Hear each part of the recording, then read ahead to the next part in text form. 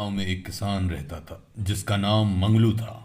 मंगलू बहुत ही ईमानदार, मेहनती, सीधा, सरल और सच्चा इंसान था जो लोगों की मदद करता था। सबसे मिलजुल कर रहने के कारण गांव के सभी लोग मंगलू को बहुत पसंद किया। बाढ़ का महीना था, फसल बोने की तैयारी चल रही थी। मंगलू, गांव के अन्य किसान, जमींदार सभी अपने अपने खेतों में व्यस्त थे। ऐसे में अचानक जोर से बादल गरजने की आवाज सुनाई देती है। की गड़गड़ाहट के साथ बिजली की चमक और अचानक ही तेज बारिश शुरू हो जाती है। बारिश से बचने के लिए खेतीहर मजदूर, किसान, मंगलू सभी जमींदार के खेत में बने एक कच्चे मकान का आश्रय लेते हैं।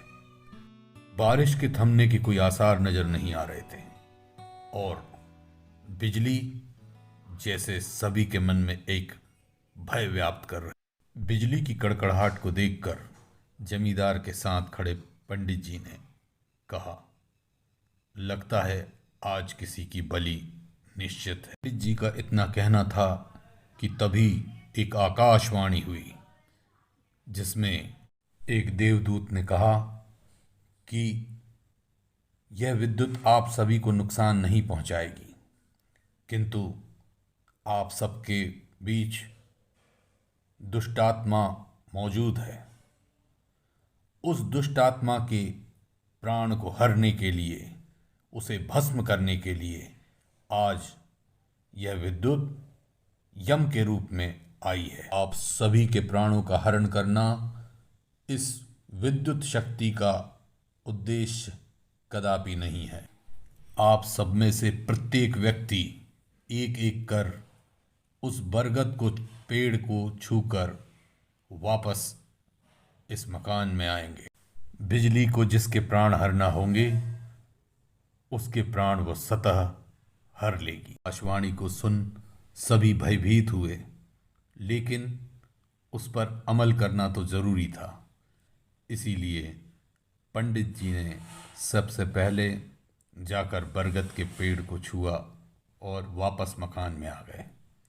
अब जमींदार और बाकी बचे किसान, मजदूर एक एक कर बरगद के पेड़ को छूकर वापस मकान में आने लगे।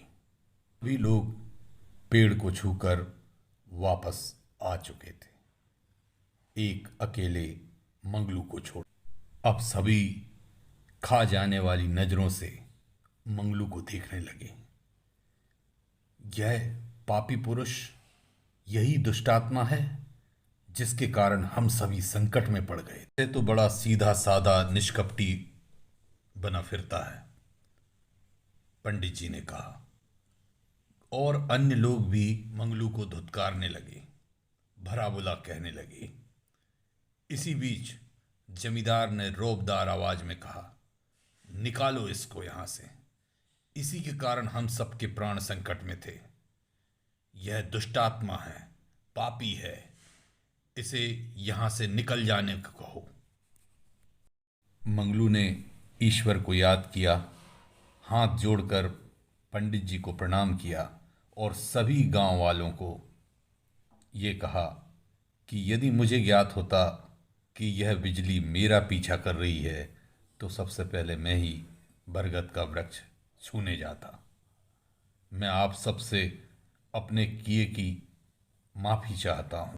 इतना कहकर मंगलू जैसे ही उस मकान से बाहर निकलकर बरगद की पेड़ की ओर आगे बढ़ता है, तभी बिजली जोर की कड़कड़ाहट के साथ उस मकान पर गिर जाती है।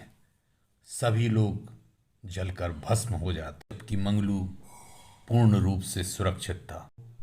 इस कहानी से हमें शिक्षा मिलती है कि अच्छे और सच्चे व्यक्तियों का सम्मान सदैव करना चाहिए, और यदि आप ऐसा करते हैं तो ईश्वर भी आपको दंडित करने से पहले 100 बार सोचेगा। किंतु इतना ही नहीं, यदि हम अच्छे और सच्चे व्यक्तियों को अपमानित करते हैं तो उसका दंड भुगतना के लिए आपको चंद लम्हे भी नहीं लगते।